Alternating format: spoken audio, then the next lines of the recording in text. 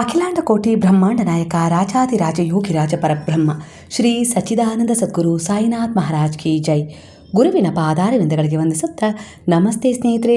ಈ ವಿಡಿಯೋ ನೀವು ಆಯ್ಕೆ ಮಾಡಿಕೊಂಡಿಲ್ಲ. ಈ ವಿಡಿಯೋದ ಮೂಲಕ ನೀವು ನಂಬಿದ ದೈವಶಕ್ತಿ ಗುರುವು ನಿಮ್ಮನ್ನು ಆಯ್ಕೆ ಮಾಡಿಕೊಂಡು ನಿಮ್ಮನ್ನು ಹೀಲ್ ಮಾಡ್ತಾ ಇದ್ದಾರೆ. ಹಾಗೆ ನಿಮ್ಮ ಜೀವನದಲ್ಲಿ ಯಾವೆಲ್ಲ ರೀತಿಯಲ್ಲಿ ಒಂದು ಮಹತ್ತರವಾದ ಬದಲಾವಣೆಯ ಹಂತದಲ್ಲಿ ನೀವು ನಿಂತಿದ್ದೀರಾ ಅನ್ನೋದರ ಪರಿಚಯ ಮಾಡಿಸ್ತಾ ಇದ್ದಾರೆ. ಅಂದರೆ ಆ ಬದಲಾವಣೆಗೆ ನಿಮ್ಮ ಶ್ರಮನೇ ಕಾರಣ, ಅದು ಹೇಗೆ ಅನ್ನೋದನ್ನು ಇಲ್ಲಿ ವಿಸ್ತಾರವಾಗಿ ಈ ರೀತಿಯಾಗಿ ನಿಮ್ಮ ಎನರ್ಜಿಗೆ ಕನೆಕ್ಟ್ ಆಗಿ ಈ ವಿಡಿಯೋದಲ್ಲಿ ಭಗವಂತನ ಅನುಗ್ರಹ ಆಶೀರ್ವಾದ ನಿಮಗೆ ಸಿಗ್ತಾ ಇದೆ. ಸ್ನೇಹಿತರೆ, ಎಂದಿನಂತೆ ಇದು ಒಂದು ಟೈಮ್ಲೆಸ್ ಜನರಲ್ ರೀಡಿಂಗ್ ಆಗಿರುತ್ತೆ. ಹಾಗೆ ಇದು ಕನೆಕ್ಟಿವ್ ಎನರ್ಜಿಯಲ್ಲಿರುತ್ತೆ. ಯಾವ ಸಮಯದ ಎನರ್ಜಿ ಪ್ರಕಾರ ನೀವು ಈ ರೀಡಿಂಗ್ನ ಎನರ್ಜಿಗೆ ಕನೆಕ್ಟ್ ಆಗ್ತಿರೋ ಖಂಡಿತವಾಗಿ ಈ ಎನರ್ಜಿ ನಿಮ್ಮನ್ನು ಹೀಲ್ ಮಾಡುತ್ತೆ, ಪ್ರೊಟೆಕ್ಟ್ ಮಾಡುತ್ತೆ, ಹಾಗೆ ಗೈಡ್ ಕೂಡ ಮಾಡುತ್ತೆ. ಸರಿಯಾದ ನಿರ್ಧಾರಗಳನ್ನು ತೆಗೆದುಕೊಳ್ಳುವಲ್ಲಿ ನಿಮಗೆ ಸಹಾಯ ಕೂಡ ಮಾಡುತ್ತೆ. ಹಾಗಾದರೆ ಮೊದಲನೇದಾಗಿ ನಿಮ್ಮ ನಂಬಿಕೆಗೆ ಅನುಸಾರವಾಗಿ ಇಲ್ಲಿ ಯಾವ ರೀತಿಯ ಒಂದು ಮೆಸೇಜ್ ನಿಮಗೆ ಸಿಗ್ತಾ ಇದೆ ಅಂದರೆ, ನಿಮ್ಮನ್ನು ಯಾಕೆ ಇಲ್ಲಿ ಒಂದು ಆಯ್ಕೆ ಮಾಡ್ಕೊಳ್ಳೋಕ್ಕಾಗಿದೆ ಅನ್ನೋದಕ್ಕೆ ಕಾರಣ ಏನಪ್ಪ ಅಂದರೆ, ನೀವು ಬಹಳ ಒಂದು ಅದ್ಭುತವಾದ, ವಿಶೇಷವಾದ, ಪವಿತ್ರವಾದ ಆತ್ಮವಾಗಿದ್ದೀರಾ ಅನ್ನೋ ರೀತಿಯಲ್ಲಿ ಕಾಣಿಸ್ತಾ ಇದೆ. ಈ ಒಂದು ವಿಡಿಯೋದ ಎನರ್ಜಿಯವರೆಗೂ ನೀವು ತಲುಪಿದ್ದೀರಾ ಅಂದರೆ ನೀವು ಗುರುವಿನಲ್ಲಿ ತುಂಬ ಶ್ರದ್ಧೆ ಇಟ್ಟಿದ್ದೀರಾ, ಭಗವಂತನಲ್ಲಿ ಭಕ್ತಿ ಇದೆ, ನಂಬಿಕೆ ಇದೆ. ನಂಬಿಕೆ ಹಿಂದಿನ ದಿನಗಳಲ್ಲಿ ಇಲ್ಲದೇ ಇದ್ದರೂ ಕೂಡ ಆ ನಂಬಿಕೆ ನಿಮ್ಮ ಜೀವನದಲ್ಲಿ ಹೇಗೆ ಬಂತು, ಹೇಗೆ ಶುರುವಾಯಿತು ಅನ್ನೋದೇ ನಿಮಗೆ ಕೆಲವರಿಗೆ ತಿಳಿದಿಲ್ಲ. ಒಟ್ಟಾರೆಯಾಗಿ ಈ ರೀತಿ ಎನರ್ಜಿಯೊಂದಿಗೆ ನೀವು ಕನೆಕ್ಟ್ ಆಗಿಬಿಟ್ಟಿದ್ದೀರಾ. ಹಿಂದೆ ನಿಮಗೆ ದೇವರಲ್ಲಿ, ಭಗವಂತನಲ್ಲಿ, ಗುರುವಿನಲ್ಲಿ ಯಾವುದೇ ರೀತಿ ನಂಬಿಕೆ ಅಷ್ಟಾಗಿ ಇರಲಿಲ್ಲ.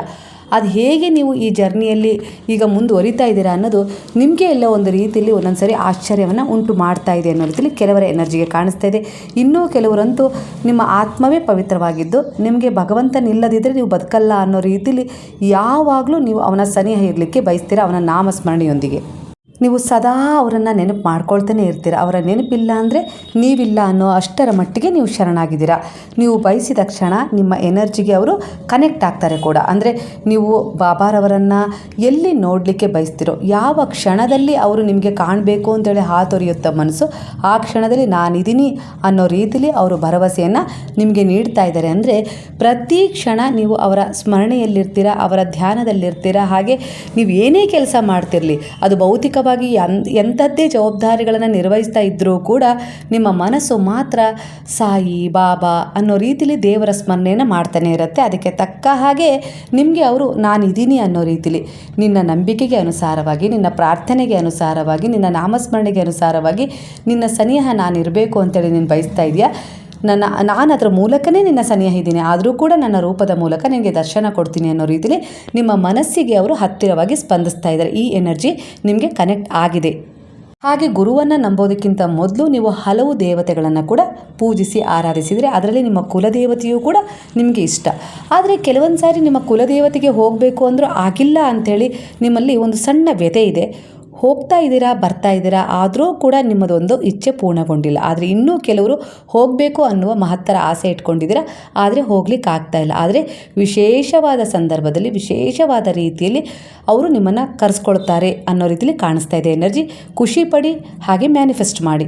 ಹಾಗೆ ಇನ್ನೂ ಕೆಲವರ ಎನರ್ಜಿಯ ಪ್ರಕಾರ ನೀವು ಬಾಬಾರವರನ್ನು ನಂಬಿದ್ದೀರಾ, ಆದರೂ ಕೂಡ ಪೂರ್ಣ ಪ್ರಮಾಣದ ಶರಣಾಗತಿಯಿಂದ ನೀವು ಅವರಿಗೆ ಶರಣಾಗಿಲ್ಲ ಅನ್ನೋ ರೀತಿಯಲ್ಲಿ ಇಲ್ಲಿ ಎನರ್ಜಿ ಕನೆಕ್ಟ್ ಆಗ್ತದೆ. ನಿಮ್ಮೊಳಗೆ ಇನ್ನೂ ಕೂಡ 1% ಸಂದೇಹ ಇದೆ. ಆದರೆ ಆಗತ್ತಾ, ನನ್ನ ಇಚ್ಛೆ ನೆರವೇರುತ್ತಾ, ಬಾಬಾ ಈಡೇರಿಸ್ಕೊಡ್ತಾರಾ, ಖಂಡಿತ ಅವರು ನನ್ನ ಪ್ರಾರ್ಥನೆಯನ್ನು ಕೇಳಿಸ್ಕೊಂಡಿದ್ದಾರಾ, ನನ್ನನ್ನು ಈ ಸಮಸ್ಯೆಯಿಂದ ಹೊರಗೆ ತರ್ತಾರಾ, ನನ್ನ ಪ್ರೀತಿ ನನಗೆ ಸಿಗೋ ಹಾಗೆ ಮಾಡ್ತಾರಾ, ಈ ರೀತಿಯಾಗಿ ನಿಮಗೆ ಇನ್ನೂ ಸ್ವಲ್ಪ 1% ಸಂದೇಹ ಇದೆ. ಇದನ್ನು ತೊರೆದ ಮರುಕ್ಷಣ ನಿಮ್ಮ ಎಲ್ಲ ರೀತಿಯ ಗೊಂದಲಗಳಿಗೆ ಉತ್ತರ ನಿಮ್ಮ ಇಚ್ಛೆಗಳು ಈಡೇರುವ ಮೂಲಕ ಸಿಗುತ್ತೆ ಅನ್ನೋ ರೀತಿಯಲ್ಲಿ ಗುರುವೇ ಹೇಳ್ತಾ ಇದ್ದಾರೆ. ಅಂದರೆ ನಿಮ್ಮ ಪ್ರಾರ್ಥನೆಯ ಮೇಲೆ, ನಿಮ್ಮ ಭಕ್ತಿಯ ಮೇಲೆ, ನಿಮ್ಮ ಮೇಲೆ ನಿಮಗೆ ಅಪನಂಬಿಕೆ ಇದ್ದಾಗ ಖಂಡಿತ ಅಲ್ಲಿ ನಿಮ್ಮ ಒಂದು ಎನರ್ಜಿಯ ಬ್ಲಾಕೇಜನ್ನು ಉಂಟು ಮಾಡಿದೆ, ತಡೆ ಹಿಡಿದಿದೆ. ನಿಮಗೇನು ಸಿಗಬೇಕೋ ಆ ವಿಚಾರವನ್ನು, ಆ ಕೆಲಸವನ್ನು, ಆ ಕಾರ್ಯವನ್ನು, ಆ ಒಂದು ಡಿಸರ್ವ್ ಆಗಿದ ಪುಣ್ಯವನ್ನು, ಪುಣ್ಯದ ಭಾಗ್ಯವನ್ನು ನಿಮಗೆ ಸಿಗಲಿಕ್ಕೆ ನಿಮ್ಮದೇ ಆದ ಒಂದು ಸಂದೇಹದ ಬ್ಲಾಕೇಜ್ ತಡೆ ಹಿಡಿದಿದೆ ಅನ್ನೋ ರೀತಿಯಲ್ಲಿ ಇಲ್ಲಿ ಎನರ್ಜಿ ಬರ್ತದೆ. ಅದನ್ನು ಸರಿಸಿದ ಮರುಕ್ಷಣ ನಿಮ್ಗೆ ಏನು ಬೇಕೋ ಅದು ಸರಾಗವಾಗಿ ಸಿಗುತ್ತೆ. ಅದೂ ಕೂಡ ಒಂದು ಪರೀಕ್ಷೆಯ ಮೂಲಕ, ಒಂದು ಬದಲಾವಣೆಯ ಮೂಲಕ. ನೀವು ಎಷ್ಟರ ಮಟ್ಟಿಗೆ ಅಂದರೆ ಈಗ ತೆಗೆದುಬಿಡೋಣ, ಈಗ ಈ ವಿಡಿಯೋ ಬಂದಿದೆ, ನಾನು ಕೇಳಿಸ್ಕೊಂಡಿದ್ದೀನಿ, ನೋಡೋಣ, ನಾನು ಪೂರ್ಣವಾಗಿ ನಿಮಗೆ ನಂಬಿಕೆ ಇಟ್ಟಿದ್ದೀನಿ ಬಾಬಾ ಅನ್ನೋ ರೀತಿಲಿ ಹೇಳ್ಕೊಳ್ಳೋದಲ್ಲ.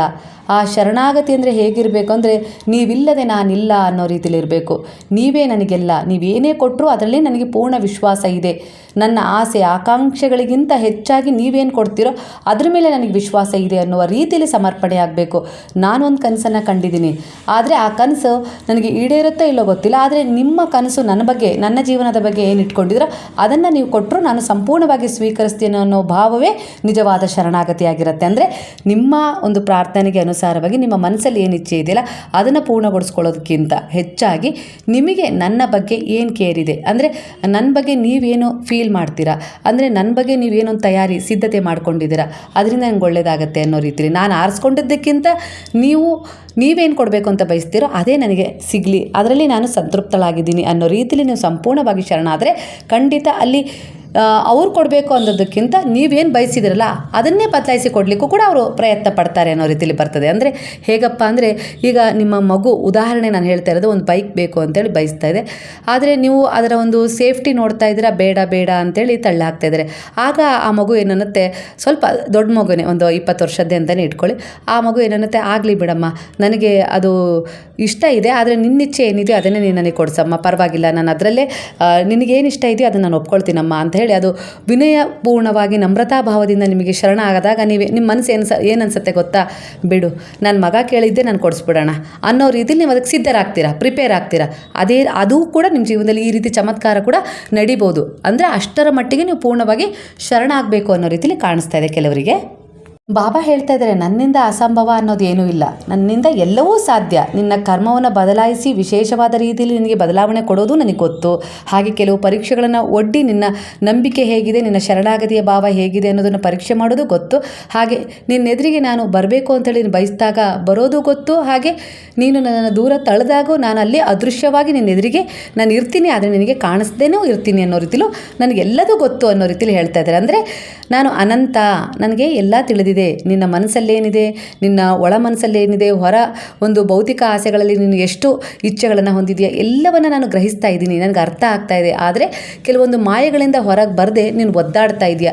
ನಿನಗೆ ಒಂದು ಒಳ್ಳೆಯದೇ ಬೇಕು, ಆದರೂ ಕೂಡ ಎಲ್ಲೋ ಒಂದು ರೀತಿಯಲ್ಲಿ ಭೌತಿಕ ಮಾಯೆಗಳಿಗೆ ನೀನು ಅನಿವಾರ್ಯವಾಗಿ ಬದುಕನ್ನು ಹೊಂದಿಸ್ಕೊಳ್ಳೋಕ್ಕೆ ಪ್ರಯತ್ನ ಪಡ್ತಾ ಇದೆಯಾ. ಆ ಆಸೆ ಬಿಟ್ಟುಬಿಡು, ಪೂರ್ಣವಾಗಿ ನನ್ನಲ್ಲೇ ಶರಣಾಗು. ಆಗ ಬಯಸಿದ್ದಕ್ಕಿಂತ ಹೆಚ್ಚು ವಿಶೇಷವಾದದ್ದನ್ನು ನಾನು ನಿನ್ನ ಜೀವನದಲ್ಲಿ ತುಂಬಿಸ್ತೀನಿ. ಅಂದರೆ ಇಲ್ಲಿ ನಿನ್ನನ್ನು ಹೊಳಪಿನಿಂದ, ಅಂದರೆ ಭೌತಿಕ ಸುಖಗಳ ಹೊಳಪಿನಿಂದ ನಿನ್ನನ್ನು ಕಂಗೊಳಿಸುವಂತೆ ಮಾಡೋದಿಲ್ಲ, ಆಂತರಿಕ ಸುಖಗಳಿಂದ ನಿನ್ನನ್ನು ಕಂಗೊಳಿಸುವಂತೆ ಮಾಡ್ತೀನಿ ಅನ್ನೋ ರೀತಿಯಲ್ಲಿ ಹೇಳ್ತಾ ಇದ್ದಾರೆ ಬಾಬಾ. ಇದರ ಪ್ರಭಾವ ನಿನ್ನ ಭೌತಿಕ ಜೀವನದ ಮೇಲೂ ಕೂಡ ಬೀಳುತ್ತೆ ಅಂತಲೂ ಆಶೀರ್ವಾದ ಮಾಡ್ತಾ ಇದ್ದಾರೆ. ಹಾಗೆ ಇನ್ನೂ ಕೆಲವರ ಎನರ್ಜಿಗೆ ನೀವು ಒಂದು ವಿಚಾರದಲ್ಲಿ ಮ್ಯಾನಿಫೆಸ್ಟ್ ಮಾಡ್ತಾ ಇದ್ದೀರಾ, ಅಂದರೆ ಸಂಕಲ್ಪದಲ್ಲಿ ಒಂದು ವ್ರತವನ್ನು ಶುರು ಮಾಡಿದ್ದೀರಾ, ಸಚ್ಚರಿತ್ರೆ ಪಾರಾಯಣ ಮಾಡ್ತಾ ಇದ್ದೀರಾ, ಹಾಗೆ ದಾನ ಧರ್ಮದ ಸೇವೆಯನ್ನು ಮಾಡ್ತಾ ಇದ್ದೀರಾ. ಇದು ನಿಮ್ಮ ಮನಸ್ಸಿಗೆ ಶಾಂತಿ ಕೊಡ್ತಾ ಇದೆ. ಹಾಗೆ ನಿಮ್ಮ ಉದ್ದೇಶ ಪೂರ್ಣಗೊಳ್ಳುತ್ತೆ, ಆದರೆ ಕೆಲವು ಅಡೆತಡೆಗಳು ಬಂದೇ ಬರ್ತವೆ, ಅವುಗಳನ್ನು ಎದುರಿಸಿ ನಿಲ್ಲಬೇಕು. ಇದು ಪರೀಕ್ಷೆಯಾಗಿದೆ ಅನ್ನೋ ರೀತಿಯಲ್ಲಿ ಕಾಣಿಸ್ತಾ ಇದೆ. ಆ ಪರೀಕ್ಷೆಯನ್ನು ಗೆದ್ದ ಮರುಕ್ಷಣ ನೀವು ಬಯಸಿದ್ದು, ನೀವು ಪ್ರಾರ್ಥನೆ ಮಾಡಿದ್ದು, ನೀವು ಸಂಕಲ್ಪ ಮಾಡಿ ಮ್ಯಾನಿಫೆಸ್ಟ್ ಮಾಡ್ತಾ ಇದ್ದೀರಲ್ಲ, ಆ ವಿಚಾರ ನೆರವೇರುತ್ತೆ ಅಂತ ಹೇಳಿ ಕೂಡ ನಿಮಗೆ ಇಲ್ಲಿ ಒಂದು ವಿಚಾರ ಎದುರಾಗ್ತಾ ಇದೆ. ನೀವು ನಿಮ್ಮ ಮನಸ್ಸಲ್ಲಿ ಯಾವ ವಿಚಾರವಿಟ್ಟು ನಿಮ್ಮ ಮನದಲ್ಲಿ ಶ್ರದ್ಧೆ ಇಟ್ಟು ಭರವಸೆಯೊಂದಿಗೆ ಪ್ರಾರ್ಥನೆ ಮಾಡ್ತಾ ಇದ್ದೀರೋ ಅದು ಖಂಡಿತ ಸತ್ಯವಾಗುತ್ತೆ. ಇಲ್ಲಿ ನಿಮ್ಮ ಪ್ರಾರ್ಥನೆ ಯಾವುದೇ ಕಾರಣಕ್ಕೂ ವ್ಯರ್ಥ ಆಗೋಲ್ಲ. ಇಲ್ಲಿ ಬಾಬಾ ಹೇಳ್ತಾ ಇದ್ದಾರೆ, ನಿಮ್ಮ ಕೆಲಸ ಯಾವಾಗ ಆಗತ್ತೆ ಅಂದರೆ, ಹೇಗೆ ಸಿಗುತ್ತೆ ಅಂಥೇಳಿ ಯೋಚನೆ ಮಾಡೋದಲ್ಲ, ಇದು ನಿಮ್ಮ ಕೆಲಸ ಅನ್ನೋ ರೀತಿಲಿ ನೀವು ಶ್ರದ್ಧೆಯಿಂದ ಮಾಡಬೇಕು. ನಾನು ಅದನ್ನು ಎಲ್ಲ ರೀತಿಯಲ್ಲೂ ಅದೃಶ್ಯವಾಗಿ ಸಿದ್ಧಗೊಳಿಸ್ತೀನಿ. ಅಂದರೆ ಕರ್ಮ ಮಾಡು, ಕರ್ಮದ ಫಲದ ಬಗ್ಗೆ ನಿರೀಕ್ಷೆ ಇಡಬೇಡ ಅನ್ನೋ ರೀತಿಲಿ ಹೇಳ್ತಾ ಇದ್ದಾರೆ. ನಿನಗೆ ಬೇಕು ಅಂದದ್ದನ್ನು ಪಡ್ಕೊಳ್ಳೋಕ್ಕೆ ಅದರ ಉದ್ದೇಶವನ್ನು ಅಳೆದು ತೂಗಿ ನಂಬಿಕೆ ಇಟ್ಟು ಕೆಲಸ ಮಾಡು. ಖಂಡಿತ ನಿನ್ನ ಕಣ್ಣು ಮುಚ್ಚಿ ಅಲ್ಲ, ಕಣ್ಣು ತೆರೆದು ನಿನ್ನ ಕನಸುಗಳನ್ನು ಕಾಣೋದನ್ನು ಅಭ್ಯಾಸ ಮಾಡ್ಕೋ. ಅಂದರೆ ಕಣ್ಮುಚ್ಚಿ ನನಗೆ ಅದಾಗಬೇಕು, ಇದಾಗಬೇಕು, ಈ ರೀತಿ ಇರಬೇಕು ಅಂತ ಹೇಳಿ ಅಂದ್ಕೊಳ್ತಾ ಇದ್ದಿಲ್ಲ, ಅದನ್ನು ಕಣ್ಣು ತೆರೆದು ನೋಡುವ ಧೈರ್ಯ ಮಾಡು, ಆಗ ಖಂಡಿತ ಅದು ನಡೆಯುತ್ತೆ. ಎಷ್ಟೋ ಆಸೆ ಕನಸುಗಳನ್ನು ನಿನ್ನ ಮನಸ್ಸಲ್ಲಿ ಹೊತ್ತು ಈಡೇರಬೇಕಾಗಿದ್ದ ಕನಸುಗಳನ್ನು ನೀನು ಅದ್ರ ಹಿಂದೆ ಓಡ್ತಾ ಇದೆಯಾ, ಓಡಬೇಡ, ನಿಲ್ಲು. ಓಡೋದಕ್ಕಿಂತ ಮೊದಲು ನಿಂತು ಆ ಕನಸುಗಳನ್ನು ಕಣ್ಣು ಬಿಚ್ಚಿ ನೋಡುವ ಪ್ರಯತ್ನ ಮಾಡು. ಅದು ನಿನ್ನ ಎದುರಿಗೆ ನಡೀತಾ ಇದೆ ಅನ್ನೋ ರೀತಿಲಿ ಮ್ಯಾನಿಫೆಸ್ಟ್ ಮಾಡು ಅಂತ ಹೇಳಿ ಇಲ್ಲಿ ಬಾಬಾ ಹೇಳ್ತಾ ಇದ್ದಾರೆ. ಇಲ್ಲಿ ನಿಮ್ಮ ಮನಸ್ಸಿನ ಈಗಿನ ಆತಂಕದ ಪ್ರಕಾರ ನಿನ್ನ ಪ್ರಾರ್ಥನೆ ವ್ಯರ್ಥ ಆಗಿಲ್ಲ, ನಿನ್ನ ಸಂಕಲ್ಪ ಯಾವುದೂ ಕೂಡ ಮುರಿದಿಲ್ಲ. ಅವೆಲ್ಲವೂ ಒಂದು ಪೆಂಡಿಂಗಲ್ಲಿ ಇದೆ. ಅಂದರೆ ನನ್ನದೇ ಆದ ಒಂದು ಸಿದ್ಧತೆಯಲ್ಲಿ ಸಿದ್ಧಗೊಳ್ತಾ ಇದ್ದಾವೆ. ಹೆದರಬೇಡ. ಯಾವ ಕ್ಷಣನಾದರೂ ನಿನ್ನ ಸಮಯ ಶುರುವಾಗ್ಬೋದು, ಬದಲಾಗ್ಬೋದು. ಇದು ನನ್ನ ಜವಾಬ್ದಾರಿಯಾಗಿದೆ. ಖಂಡಿತ ನೀನು ಅಂದ್ಕೊಂಡಿರುವ ಕೆಲಸವನ್ನು ನಾನು ತೂಗಿ ಅಳಿತಾ ಇದ್ದೀನಿ. ಏರಿಳಿತಗಳು ನಿನ್ನ ಎದುರಿಗೆ ಕಾಣ್ಬೋದು. ಖಂಡಿತ ನಾನು ನಿನ್ನ ಕೆಲಸವನ್ನು ಮಾಡಿಕೊಡ್ತೀನಿ, ನಿನ್ನ ಪ್ರೀತಿಯನ್ನು ಗೆಲ್ಲಿಸ್ತೀನಿ. ಅಲ್ಲಿ ಏರಿಳಿತಗಳು ಬರುತ್ತೆ, ಸರಿ ತಪ್ಪುಗಳ ಅರಿವು ಉಂಟಾಗುತ್ತೆ. ಅದ್ರ ಜೊತೆ ಕೆಲವೊಂದು ಸಾರಿ ನೀನೇ ನನಗದು ಬೇಡ ಅಂತೇಳಿ ತೀರ್ಮಾನವೂ ತಗೊಂಡು ಹಿಂದೆ ಸರಿಬೋದು. ಇಲ್ಲ ಅದರಲ್ಲೇ ನಾನು ಮುಂದೆ ಸಾಕ್ತೀನಿ ಅನ್ನೋ ರೀತಿಯಲ್ಲಿ ದೃಢ ನಿರ್ಧಾರದ ವಿಶ್ವಾಸದೊಂದಿಗೆ ನೀವು ಸಾಕ್ಬೋದು. ಒಟ್ಟಾರೆಗೆ ನಾನು ಈ ಸಮಯ ನಿನಗೆ ಸ್ವಲ್ಪ ಸಮಯ ಕೊಟ್ಟಿದ್ದೀನಿ. ನಿನ್ನ ಮನಸ್ಸು, ನಿನ್ನ ಒಂದು ಏರಿಳಿತಗಳ ಒಂದು ಪರಿಸ್ಥಿತಿಗಳು ಏನು ನಿರ್ಧಾರ ಮಾಡ್ತವೆ, ನಿನ್ನನ್ನು ನೀನು ಮೊದಲು ಸಂಭಾಳಿಸ್ಕೋ ಅನ್ನೋ ರೀತಿಯಲ್ಲಿ ಸ್ವಲ್ಪ ಸಮಯ ಕೊಟ್ಟಿದ್ದೀನಿ. ನಾನು ನಿನಗೆ ಏನು ಕೊಡಬೇಕೋ ಅದನ್ನು ನಾನು ಡಿಸೈಡ್ ಮಾಡಿಬಿಟ್ಟಿದ್ದೀನಿ ಆಗಲೇ. ಡಿಸರ್ವ್ ಆಗಿದೆ ಅದು. ಆದರೆ ನಿನ್ನ ಮನಸ್ಸಿಗಿನ್ನೂ ಅದನ್ನು ಪಡ್ಕೊಳ್ಳ, ಬೇಡ, ಹೀಗ ಹಾಗ, ಮುಂದೇನಾಗ್ಬೋದು, ಪರಿಸ್ಥಿತಿಗಳನ್ನು ಎದುರಿಸಲಿಕ್ಕೆ ನನ್ನಿಂದ ಸಾಧ್ಯನಾ, ಈ ಎಲ್ಲ ರೀತಿಯ ಯೋಚನೆಗಳು ನಿನ್ನಲ್ಲೇ ಮೂಡ್ತಾ ಇದ್ದಾವೆ. ಅವು ಶಾಂತವಾದ ಮರುಕ್ಷಣ ನಾನೇನು ನಿನಗೋಸ್ಕರ ಸಿದ್ಧ ಮಾಡಿದ್ದೀನಲ್ಲ ಅದು ನಿನಗೆ ಸಿಗುತ್ತೆ ಅನ್ನೋ ರೀತಿಯಲ್ಲಿ ಕೂಡ ಭರವಸೆ ಕೊಡ್ತಾ ಇದ್ದಾರೆ. ಅಂದರೆ ಒಂದು ಇಚ್ಛೆಯನ್ನಿಟ್ಟಿದ್ದೀರಾ, ಪ್ರಾರ್ಥನೆ ಮಾಡಿದ್ದೀರಾ, ಅದನ್ನು ಈಡೇರಿಸ್ಕೊಳ್ಳೋಕ್ಕೋಸ್ಕರ ಸಾಕಷ್ಟು ಶ್ರಮ ಪಟ್ಟಿದ್ದೀರಾ. ಹಾಗೆ ಒಂದು ನಿಮ್ಮ ಪ್ರಾಮಾಣಿಕ ಪ್ರಯತ್ನ ಕೂಡ ಅಲ್ಲಿ ತುಂಬ ಹೆಚ್ಚಾಗಿತ್ತು. ಆದರೂ ಕೂಡ ಎಲ್ಲೋ ಒಂದು ರೀತಿಯಲ್ಲಿ ಅದು ಸಿಕ್ಕರೆ ಏನಾಗುತ್ತೆ, ಸಿಗದಿದ್ರೆ ಏನಾಗುತ್ತೆ, ಅಲ್ಲಿ ಮುಂದೆ ಅಂದರೆ ಬರದೇ ಇರುವ ಸಾಧಕ ಬಾಧಕಗಳ ಬಗ್ಗೆ ಈಗ ಗಮನ ಹರಿಸಿ ಆ ಒಂದು ನಿಮಗೆ ಸಿಗಬೇಕಾಗಿರೋ ವಿಚಾರವನ್ನು ಡಿಸರ್ವ್ ಮಾಡಿ ನೀವೇ ಇಟ್ಕೊಂಡ್ಬಿಟ್ಟಿದ್ದೀರಿ, ನಿಲ್ಲಿಸ್ಬಿಟ್ಟಿದ್ದೀರ ಬ್ಲಾಕೇಜ್ಗಳಲ್ಲಿ. ನೀವು ಯಾವಾಗ ಅದರಿಂದ ಹೊರಗೆ ಬಂದು ನಿಮ್ಮ ಮನಸ್ಸು ಸ್ಪಷ್ಟವಾಗುತ್ತೋ, ನೀವೇನು ಆಯ್ಕೆ ಮಾಡ್ಕೊಂಡಿದ್ರು, ಯಾವ ಉದ್ದೇಶದ ದಾರಿಯನ್ನು ಆಯ್ಕೆ ಮಾಡ್ಕೊಂಡಿದ್ರೆ, ಯಾವ ಕೆಲಸ ಬೇಕು, ಯಾವ ಜೀವನ ಬೇಕು, ಏನು ಬೇಕು ಅಂತೇಳಿ ಆಯ್ಕೆ ಮಾಡ್ಕೊಂಡಿದ್ರೆ ಅದರಲ್ಲಿ ನಿಮಗೆ ಮೊದಲು ಸ್ಪಷ್ಟತೆ ಸಿಗಲಿ, ಆಗ ನಾನು ಅದನ್ನು ಕೊಡ್ತೀನಿ. ಯಾಕಂದರೆ ನೀನೇ ಸಂದೇಹದಿಂದ ಅದನ್ನು ನೋಡ್ತಾ ಇರಬೇಕಾದ್ರೆ ನಾನು ಹೇಗೆ ಕೊಡಲಿ? ನಿನ್ನ ಮನಸ್ಸನ್ನು ನೀನು ಸಂಭಾಳಿಸ್ಕೊ. ಮೊದಲು ನಿನ್ನ ಮನಸ್ಸನ್ನು ಸ್ಥಿರಗೊಳಿಸಿ, ಶಾಂತಗೊಳಿಸಿ, ನಂತರ ನೀನು ಒಂದು ಸ್ಥಿತಿಗೆ ಬಂದಾಗ ಖಂಡಿತ ಅದು ನಿನಗೆ ಸಿಗುತ್ತೆ. ಇಲ್ಲ ಅಂದರೆ ನಿನಗೆ ಈ ಮನಸ್ಸು ಗೊಂದಲದಲ್ಲಿದ್ದಾಗ ಅದನ್ನು ನಿನಗೆ ಕೊಟ್ಟಾಗ ಏನಾಗುತ್ತೆ ಅಂದರೆ ನೀನು ಅಂದರೆ ಅದನ್ನು ಸಂಭಾಳಿಸ್ಲಿಕ್ಕೆ ಸಾಧ್ಯ ಆಗೋದಿಲ್ಲ ಅನ್ನೋ ರೀತಿಯಲ್ಲಿ ಹೇಳ್ತಾ ಇದ್ದಾರೆ. ಆತಂಕದಲ್ಲಿ ಏನು ಮಾಡೋದು, ಏನು ಬಿಡೋದು ಅನ್ನೋ ರೀತಿಯಲ್ಲಿ ಕೆಲವೊಂದು ಸಾರಿ ಅದನ್ನು ಇನ್ನೊಬ್ಬರ ಕೈಗೆ ಒಪ್ಪಿಸುವ ಕೆಲಸ ಕೂಡ ಮಾಡಿಬಿಡ್ತೀವಿ. ಆಗ ಅದು ಮೂರನೇವರ ಕೈಗೆ ಹೋಗೋದಕ್ಕಿಂತ ನಿನ್ನ ಮನಸ್ಸನ್ನೇ ಸ್ಥಿರಗೊಳಿಸು, ಸಂಭಾಳಿಸು, ಅದರಲ್ಲಿ ಸ್ಪಷ್ಟವಾದ ನಿರ್ಧಾರವನ್ನು ತಗೊಂಡು ಮನಸ್ಸನ್ನು ಶಾಂತಿ ಮಾಡ್ಕೊ. ಆವಾಗ ನಾನು ನಿನಗೆ ಅದನ್ನು ಬೇಗನೆ ಕರುಣಿಸ್ತೀನಿ ಅನ್ನೋ ರೀತಿಯಲ್ಲಿ ಕೆಲವರಿಗೆ ಸಿಗ್ತಾ ಇದೆ ಮೆಸೇಜ್.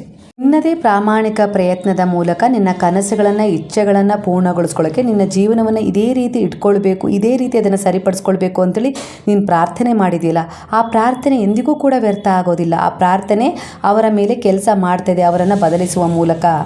ಯಾವುದೇ ರೀತಿಯ ಒಂದು ಕನಸನ್ನು ನೀವು ಕಂಡಿರಲಿ, ತುಂಬ ದಿನಗಳ ಕನಸು ಈಡೇರಬೇಕೆನ್ನುವ ಆಸೆಯಲ್ಲಿ ನೀವು ಕಣ್ಣು ಮುಚ್ಚಿ ಆ ಕನಸು ನನಸಾಗ್ತಾ ಇದೆ ಅನ್ನೋ ರೀತಿಯಲ್ಲಿ ನೋಡೋದಕ್ಕಿಂತ ಕಣ್ಣು ಬಿಟ್ಟು ನೋಡಿ ಅವುಗಳೊಂದಿಗೆ ಜೀವಿಸುವ ಒಂದು ಪ್ರಯತ್ನ ಮಾಡಿ. ಖಂಡಿತ ನಿನ್ನ ಪ್ರಾರ್ಥನೆಗಳು ಕೆಲಸ ಮಾಡ್ತಾ ಇದ್ದಾವೆ. ಯಾಕಂದರೆ ನೀನು ಪ್ರಾಮಾಣಿಕ ಪ್ರಯತ್ನ ಮಾಡ್ತಾ ಇರುವೆ. ನಿನ್ನೊಳಗೆ ಪ್ರಾಮಾಣಿಕ ಪ್ರಯತ್ನದಿಂದ, ಶ್ರದ್ಧೆಯಿಂದ ಒಂದು ಕನಸಿನ ಬೀಜ ಬಿತ್ತಿರುವೆ ಎಂದರೆ ಖಂಡಿತ ಅದನ್ನು ಪ್ರತಿಯೊಬ್ಬರು ಬಿತ್ತಲಿಕ್ಕೆ ಸಾಧ್ಯ ಇಲ್ಲ. ನಿನ್ನಿಂದ ಅದು ಸಾಧ್ಯವಾಗಿದೆ. ನಿನ್ನ ಕಣ್ಣುಗಳನ್ನು ಮುಚ್ಚಿದಾಗ ನಿನ್ನ ಕನಸು ಎಷ್ಟು ಸ್ಪಷ್ಟವಾಗಿ ನಿನಗೆ ಕಾಣುತ್ತೋ ಅದೇ ರೀತಿ ನೀನು ಕಣ್ಣುಗಳನ್ನು ಬಿಟ್ಟು ನೀನು ಅವುಗಳನ್ನು ನೋಡಿದಾಗಲೂ ಕೂಡ ನಿನ್ನ ಕನಸು ಅಷ್ಟೇ ಸ್ಪಷ್ಟವಾಗಿ ನಿನ್ನೆದುರಿಗೆ ಕಾಣಬೇಕು. ಅಷ್ಟೊಂದು ಆತ್ಮವಿಶ್ವಾಸವನ್ನು ಬೆಳೆಸ್ಕೋ ಅಂತ ಹೇಳ್ತಾ ಇದ್ದಾರೆ.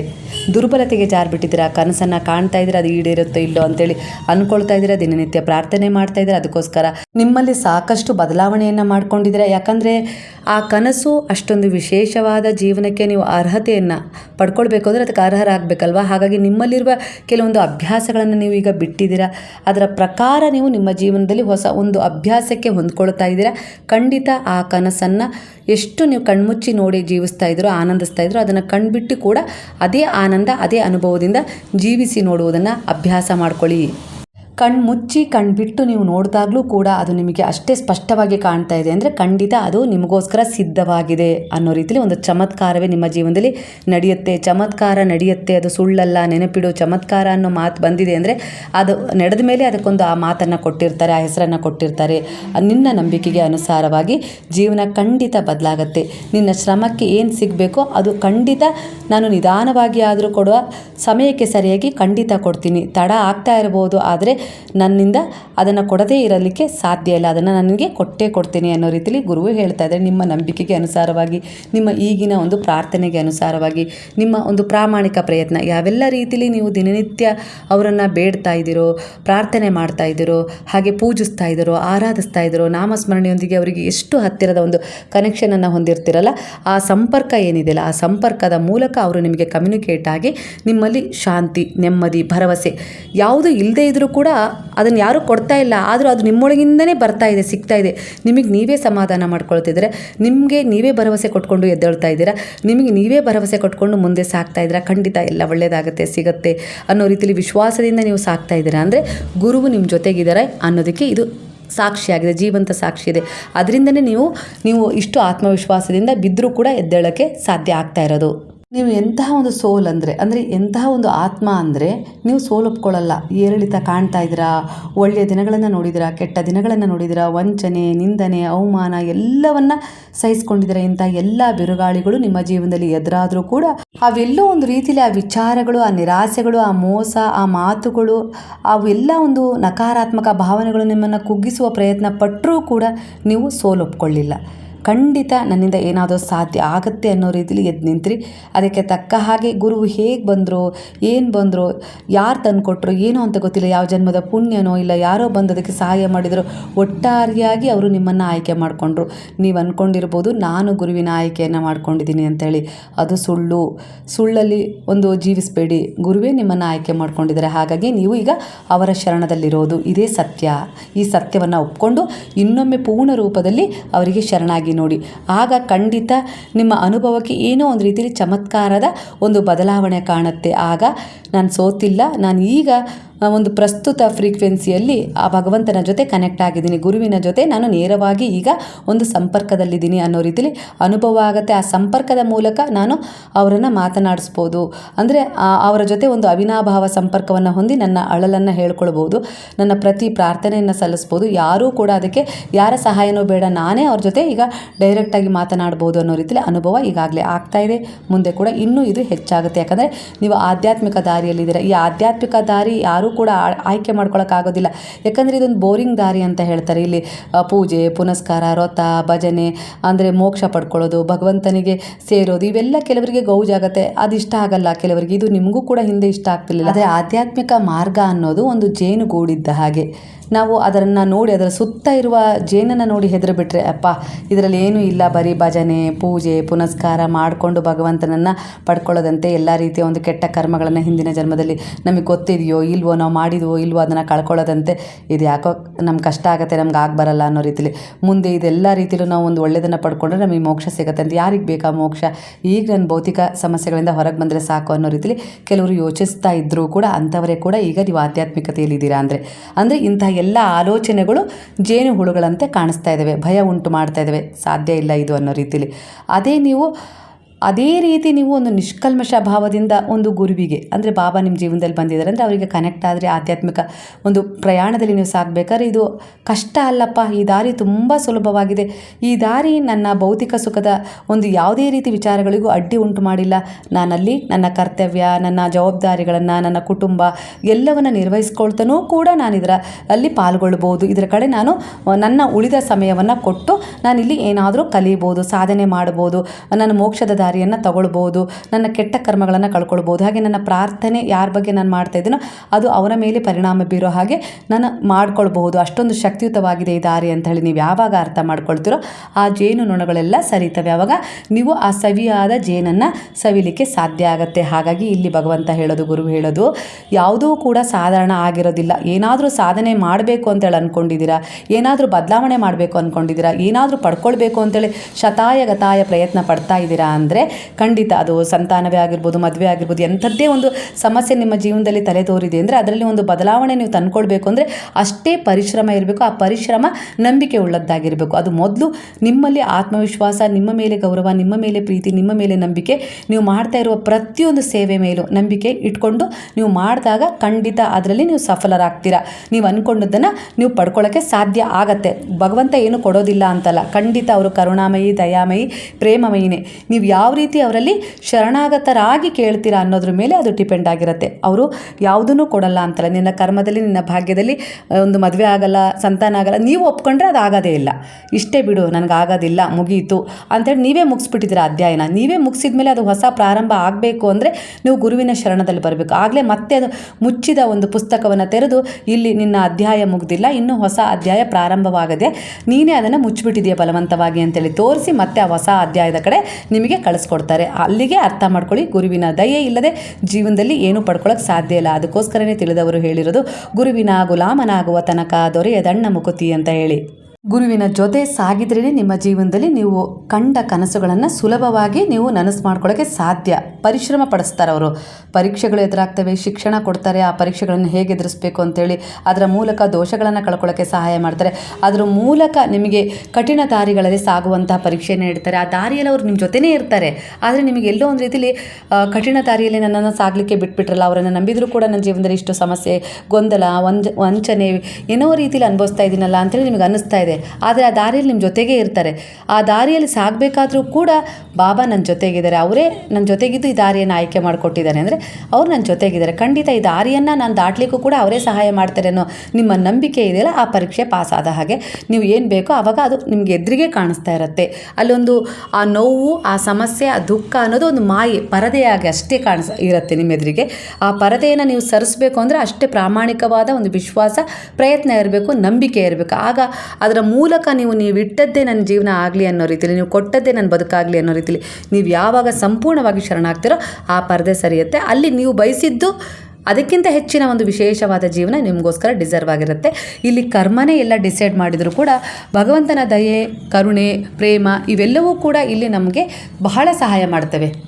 ನಿಮ್ಮ ಪ್ರಾಮಾಣಿಕ ಪ್ರಯತ್ನ, ನಿಮ್ಮ ಒಂದು ನಿಷ್ಕಲ್ಮಶ ಭಾವದ ಭಕ್ತಿ ಆಗಿರ್ಬೋದು, ಎಲ್ಲವೂ ಕೂಡ ಇಲ್ಲಿ ಒಂದು ಇಷ್ಟನ್ನು ಬದಲಾಯಿಸುವಂತೂ ಖಂಡಿತ ಕೊಟ್ಟೇ ಕೊಡ್ತೇವೆ. ಅಂದರೆ ನಿಮ್ಮ ಜೀವನದಲ್ಲಿ ಇದೇ ಆಗಬೇಕು ಅಂತೇಳಿ ನಿಮ್ಮ ವಿಧಿ ನಿರ್ಧಾರ ಮಾಡಿದರೂ ಕೂಡ ಇಲ್ಲ, ಅದು ಬದಲಾಗೋದಿಲ್ಲ ಅಂತ ಏನಿಲ್ಲ, ಅಸಂಭವ ಅಂತ ಏನಿಲ್ಲ. ನಾನು ಸಂಭವ ಅಂಥೇಳಿ ನೀವು ಅಂದ್ಕೊಂಡ್ರೆ ಖಂಡಿತ ಸಂಭವ ಮಾಡ್ಕೊಳ್ಬೋದು. ಆದರೆ ಅದಕ್ಕೆ ಪರಿಶ್ರಮ ಇರಬೇಕು, ಅದಕ್ಕೆ ತಕ್ಕ ಹಾಗೆ ಒಳ್ಳೆಯ ಉದ್ದೇಶದ ಕರ್ಮಗಳನ್ನು ನೀವು ಹೊಂದಬೇಕಾಗತ್ತೆ, ಕನೆಕ್ಟ್ ಮಾಡ್ಕೊಳ್ಬೇಕಾಗತ್ತೆ. ಹಾಗೆ ನನಗೆ ಸಿಕ್ಬಿಡಲಿ ಅಂದರೆ ಅದು ಯಾವುದೂ ಕೂಡ ಇಲ್ಲಿ ಸಿಗೋದಿಲ್ಲ, ಪರಿಶ್ರಮ ಬೇಕು. ತುಂಬ ಸಾಧನೆ ಮಾಡಿದ್ದಾರೆ ಅಂತ ಅಂದರೆ ಅದ್ರ ಹಿಂದೆ ಅವರ ಪರಿಶ್ರಮ ಇರುತ್ತೆ. ನಮಗೆ ಅದು ಕಾಣಿಸ್ತಾ ಇರೋದು ಎಷ್ಟು ದೊಡ್ಡ ವ್ಯಕ್ತಿಯಾಗಿದ್ದಾರೆ, ಎಷ್ಟು ಬೆಳೆದು ಬಿಟ್ಟರು, ಹಾಗೆ ಹೀಗೆ ಅಂತೇಳಿ ನಾವು ಮಾತನಾಡ್ಬೋದು. ಆದರೆ ಹಿಂದೆ ಅವರ ಪರಿಶ್ರಮ ಇದ್ದೇ ಇರುತ್ತೆ. ಅವರ ಏಳು ಬೀಳುಗಳು, ಅವರಿಗಾದ ವಂಚನೆ, ನೋವು, ನಿಂದನೆ ಇವೆಲ್ಲವೂ ಅವರನ್ನು ಅಷ್ಟೆತ್ತರಕ್ಕೆ ಬೆಳೆಸಿರ್ತವೆ. ನಿಮ್ಮನ್ನು ಕೂಡ ಆ ರೀತಿ ಎಲ್ಲ ವಿಚಾರಗಳು ಆವರಿಸಿದ್ದಾವೆ ಅಂದರೆ ನೀವು ಕೂಡ ಒಬ್ಬ ಉತ್ತಮ ವ್ಯಕ್ತಿ ಆಗ್ತೀರಾ. ಅಂದರೆ ಇಲ್ಲಿ ನೀವು ಅದನ್ನು ಅರ್ಥ ಮಾಡ್ಕೊಂಡಿದ್ದೀರಾ ಅಂದರೆ ಅಷ್ಟೇ ನನ್ನ ಜೀವನ ಅನ್ನೋ ರೀತಿಯಲ್ಲಿ ಒಪ್ಕೊಂಡು ಅನಿವಾರ್ಯವಾಗಿ ಬದುಕಿದ್ರೆ ಅದು ಹಾಗೇ ಸಾಗುತ್ತೆ. ಯಾಕಂದರೆ ನಿಮ್ಮ ಆತ್ಮದ ಉದ್ದೇಶವನ್ನು ನೀವೇ ಅರ್ಥ ಮಾಡ್ಕೊಳ್ಳಿಲ್ಲ, ನಿಮ್ಮನ್ನು ನೀವೇ ಕಡೆಗಣಿಸಿದ್ರಿ. ನಿಮ್ಮ ಮೇಲೆ ನಂಬಿಕೆ, ನಿಮ್ಮ ಮೇಲೆ ಪ್ರೀತಿ, ನಿಮ್ಮ ಮೇಲೆ ಗೌರವ ನಿಮಗೆ ಇಲ್ಲ ಅಂದಮೇಲೆ ನಿಮ್ಮ ಆತ್ಮದ ಉದ್ದೇಶವನ್ನು ಪೂರ್ಣಗೊಳಿಸ್ಕೊಳ್ಳೋಕೆ ಸಾಧ್ಯ ಆಗಿಲ್ಲ. ಅದೇ ನಿಮ್ಮ ಆತ್ಮದ ಉದ್ದೇಶ ಅಂದರೆ ಇವೆಲ್ಲ ನೋವುಗಳು, ದುಃಖಗಳು, ಸಮಸ್ಯೆಗಳು ನನ್ನನ್ನು ಏನೋ ಒಂದು ಹೊಸ ತಿರುವಿಗೆ ತಗೊಂಡು ಹೋಗಲಿಕ್ಕೆ ಬಂದಿದೆ, ನಾನು ಪ್ರಾಮಾಣಿಕ ಪ್ರಯತ್ನ ಪಡ್ತೀನಿ ಅನ್ನೋ ರೀತಿಯಲ್ಲಿ ನೀವು ಸ್ವಲ್ಪ ಮುಂದುವರೆದ್ರೆ ದೃಢ ವಿಶ್ವಾಸದಿಂದ, ಆಗ ನಿಮ್ಮ ಜೀವನ ಹೊಸದೊಂದು ದಾರಿಗೆ ನಿಮ್ಮನ್ನು ಕರ್ಕೊಂಡು ಹೋಗುತ್ತೆ. ಅಂದರೆ ಗುರುವಿನ ಶರಣದಲ್ಲಿ ನೀವು ಶರಣಾಗಿದ್ದೀರಾ ಅಂದರೆ ಇದು ಅಸಾಧಾರಣನೇ ಅಂತಲೇ ಅಂದ್ಕೊಳ್ಳಿ. ಯಾಕಂದರೆ ಎಲ್ಲರೂ ಕೂಡ ಈ ದಿಕ್ಕಿಗೆ ಬರಲಿಕ್ಕೆ ಸಾಧ್ಯ ಇಲ್ಲ. ಯಾರನ್ನೂ ಕೂಡ ಅಷ್ಟು ಸುಲಭವಾಗಿ ಗುರುವು ಆಯ್ಕೆ ಮಾಡ್ಕೊಳ್ಳಲ್ಲ. ಬಾಬಾ ನಿಮ್ಮನ್ನು ಆಯ್ಕೆ ಮಾಡ್ಕೊಂಡಿದ್ದಾರೆ ಅಂದರೆ ಇಲ್ಲಿ ಸಾಧಾರಣ ವ್ಯಕ್ತಿಯಿಂದ ಅಸಾಧಾರಣ ವ್ಯಕ್ತಿತ್ವದವರೆಗೂ ನಿಮ್ಮನ್ನು ರೂಪಿಸ್ಲಿಕ್ಕೆ ಬಯಸ್ತಾ ಇದ್ದಾರೆ.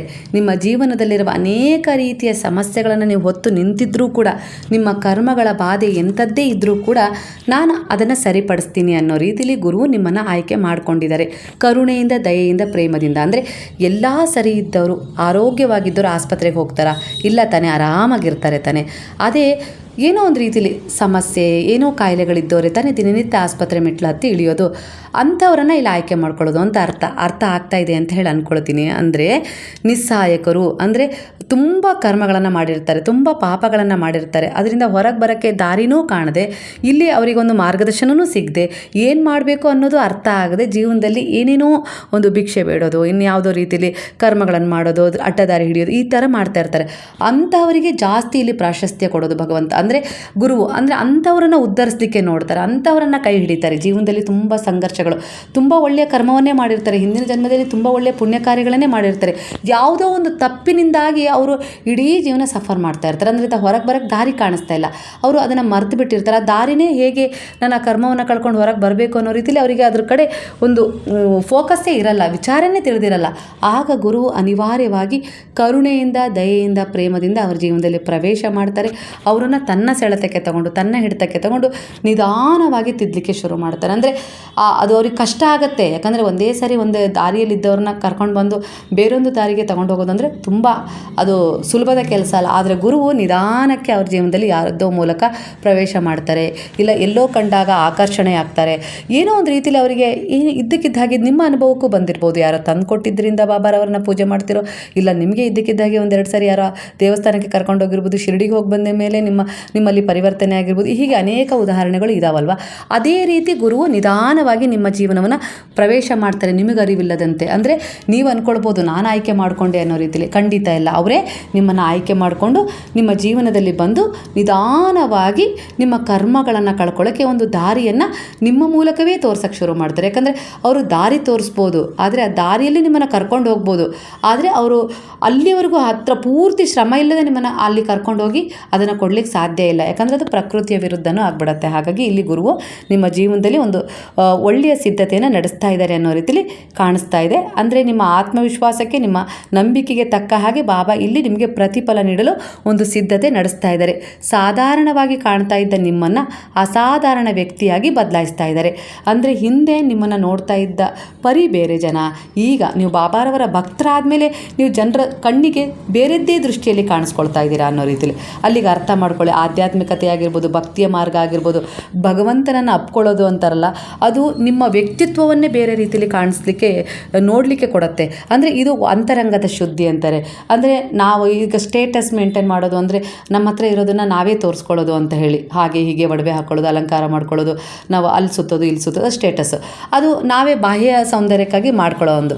ಅದೇ ನಾವು ಭಗವಂತನೆಡೆಗೆ, ಆಧ್ಯಾತ್ಮಿಕತೆಯೆಡೆಗೆ ಹೋದಾಗ ಇದು ಯಾವುದೂ ಅದು ಯಾವುದೂ ಬೇಕಾಗಿರಲ್ಲ ಅವರಿಗೆ. ಆದರೂ ಭಗವಂತ ಅವರನ್ನು ಹೊಳಪು ಉಳ್ಳವನಾಗಿ ಕಾಣಿಸ್ಕೊಳ್ಳೋಕ್ಕೆ ಅವಕಾಶ ಕೊಡ್ತಾರೆ. ಅಂದರೆ ಅವರನ್ನು ನೋಡಿದಾಗ ಏನೋ ಒಂದು ರೀತಿಯಲ್ಲಿ ದೈವಿಕ ಭಾವನೆ ಬರಬೇಕು, ಇಲ್ಲ ಅವ್ರ ಜೊತೆ ಮಾತನಾಡಬೇಕು ಅಂತೇಳಿ ಅನಿಸೋದು, ಈ ರೀತಿ ಎಲ್ಲ ನಡೆಯುತ್ತಾ ಇದೆ. ಅಂದರೆ ಇದು ಅಂತರಂಗದ ಶುದ್ಧಿಗೆ ನೀವು ಈಗ ಸಂಪೂರ್ಣವಾಗಿ ಸಿದ್ಧತೆಗೊಂಡಿದ್ದೀರಾ, ಅಂದರೆ ನಡೀತಾ ಇದ್ದೀರಾ ಆ ದಾರಿಯಲ್ಲಿ ಅನ್ನೋ ರೀತಿಯಲ್ಲಿ ಕಾಣಿಸ್ತಾ ಇದ್ದಾರೆ. ಗುರುವು ನಿಮ್ಮನ್ನು ಆಯ್ಕೆ ಮಾಡ್ಕೊಂಡು ಈಗಾಗಲೇ ಬದಲಾಯಿಸ್ತಾ ಇದ್ದಾರೆ. ಹಣ, ಒಂದು ಅಂದ ಚಂದ ಆಗಿರ್ಬೋದು, ಇನ್ನು ಯಾವುದೇ ರೀತಿ ಬೆಂಬಲ ಆಗಿರ್ಬೋದು, ಅವ್ರು ಬಂದು ನಿಮಗೆ ಏನೋ ಒಂದು ದಾರಿಯನ್ನು ತೋರಿಸ್ತಾರೆ ಅನ್ನೋದೇ ಆಗಿರೋದಿಲ್ಲ.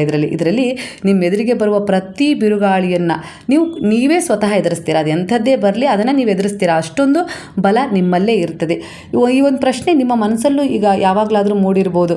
ಈ ಪೂರ್ಣ ಮಾತುಗಳನ್ನು ನಿಮ್ಮ ಹೃದಯದ ಜೊತೆ ನೀವು ಜೋಡಿಸಿದಾಗ ಖಂಡಿತ ಇದು ಸತ್ಯ ಅಂತೇಳಿ ಅನಿಸುತ್ತೆ. ನಾನು ಎಷ್ಟೊಂದು ಬದಲಾದೆ ಅನ್ನೋ ರೀತಿಯಲ್ಲಿ ನಿಮಗೆ ಮನವರಿಕೆ ಕೂಡ ಆಗತ್ತೆ.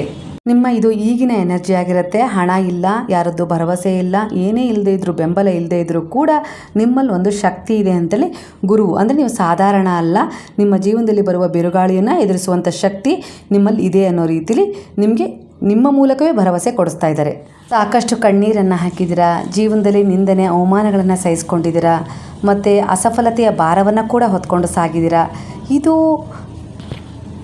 ಭರವಸೆ ಕಳೆದು ನನ್ನ ಜೀವನ ಸಾಕು ಅನ್ನೋ ರೀತಿಲೂ ಕೂಡ ನಿಮಗೆ ಕೆಲವೊಂದು ಸಾರಿ ಯೋಚನೆ ಬಂದಿದೆ. ಇದ್ರ ಮಧ್ಯೆನೇ ನೀವು ಪ್ರಯತ್ನ ಪಟ್ಟು ದುಃಖ ಮತ್ತು ಸಮಸ್ಯೆಗಳನ್ನು ಎದುರಿಸ್ಕೊಂಡು ಸಹಿಸ್ಕೊಂಡು ನಾನು ಏನೇ ಆಗಲಿ ಖಂಡಿತ ನಾನು ನನ್ನ ಜೀವನದಲ್ಲಿ ಏನಾದರೂ ಮಾಡ್ತೀನಿ ಅನ್ನೋ ರೀತಿಯಲ್ಲಿ ಇಲ್ಲಿ ನಿಮ್ಮ ಆತ್ಮ ಒಂದು ಆಧ್ಯಾತ್ಮಿಕತೆಯ ದಾರಿಯಲ್ಲಿ ಸಾಗ್ತಾ ಇದೆ.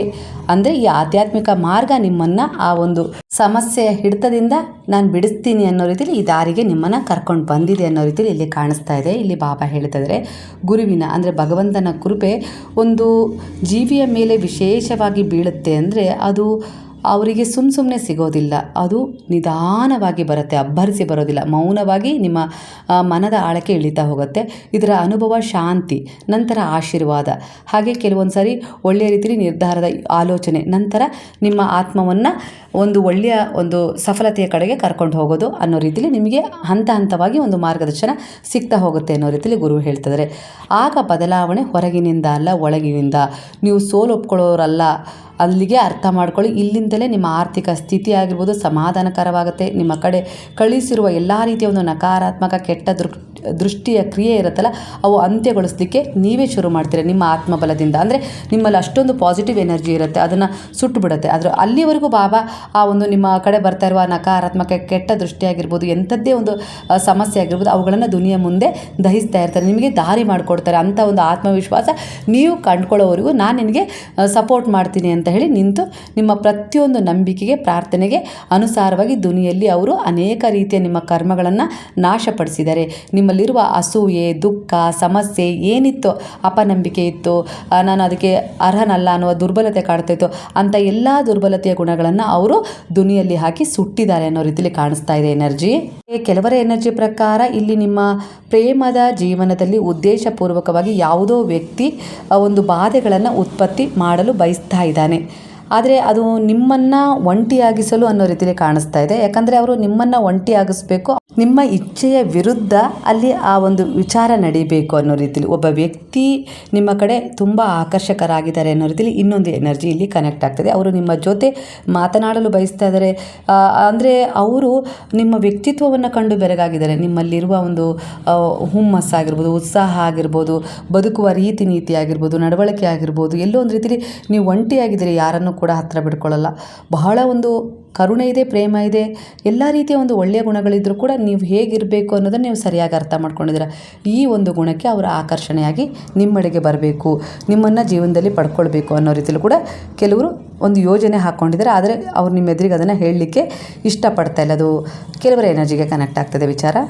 ಗುರುವಿನ ಯೋಜನೆಯಲ್ಲಿ ನೀವು ಹೇಗಿದ್ದೀರಾ ಅಂದರೆ, ನೀವು ಏನು ಬಯಸ್ತಾ ಇದ್ದೀರೋ, ಅಂದರೆ ಯಾರೋ ನಿಮ್ಮ ಬಗ್ಗೆ ಕೆಟ್ಟದಾಗಿ ಒಂದು ಹೊಟ್ಟೆ ಕಿಚ್ಚಿನ ಭಾವವನ್ನು ಹೊಂದಿದ್ದಾರೆ, ಅವರು ನಿಮ್ಮ ಸಂಪರ್ಕದಲ್ಲಿರಬಾರ್ದು ಅಂತೇಳಿ ಇಲ್ಲಿ ಗುರು ಬಯಸ್ತಾ ಇದ್ದಾರೆ. ಯಾಕಂದರೆ ಬಾಬಾ ನಿಮ್ಮನ್ನು ಒಂದು ಮಹತ್ತರವಾಗಿ ಒಂದು ವಿಶೇಷವಾದ ಸ್ಥಾನದಲ್ಲಿ ನೋಡಲಿಕ್ಕೆ ಬಯಸ್ತಾ ಇದ್ದಾರೆ. ಹಾಗಾಗಿ ಇಲ್ಲಿ ಅಂತಹ ಜನರಿಂದ ನಿಮ್ಮನ್ನು ದೂರ ಮಾಡ್ತಿದ್ದಾರೆ. ವಿಕೃತ ಭಾವನೆಗಳು ಇದೆ ಅವರಲ್ಲಿ. ನೋಡಲಿಕ್ಕೆ ಎದುರಿಗೆ ತುಂಬ ಚೆನ್ನಾಗಿರ್ತಾರೆ, ಆದರೂ ಕೂಡ ಅವ್ರ ಮನಸ್ಸಲ್ಲಿ ಈ ರೀತಿ ಅಸೂಯೆ ಹೊಂದಿರುವ ವ್ಯಕ್ತಿತ್ವ ಇದೆ ಅನ್ನೋ ರೀತಿಯಲ್ಲಿ ಕಾಣಿಸ್ತಿದೆ. ದೂರದಲ್ಲಿ ನಿಂತು ಅವರು ನಿಮ್ಮನ್ನು ಗಮನಿಸ್ತಾ ಇದ್ದಾರೆ, ನಿಮ್ಮ ಬಗ್ಗೆ ಬೇರೆಯವರ ಎದುರಿಗೂ ಕೂಡ ಮಾತನಾಡ್ತಾ ಇದ್ದಾರೆ, ವಿಚಾರಿಸ್ತಾ ಇದ್ದಾರೆ. ಅವರು ತುಂಬ ಒಂದು ಪ್ರಯಾಸ ಪಡ್ತಾ ಇದ್ದಾರೆ ನೀವು ಮುಂದೆ ಹೋಗಬಾರ್ದು ಅಂತ ಹೇಳಿ ನಿಮ್ಮನ್ನು ತಡೀಲಿಕ್ಕೆ. ಆದರೆ ನಿಮ್ಮ ಒಳ್ಳೆಯ ಕರ್ಮಗಳು ನೀವು ಮುಂದೆ ಹೋಗೋದನ್ನು ತಡೆಯಲು ಸಹಾಯ ಮಾಡ್ತಾ ಇದ್ದೇವೆ.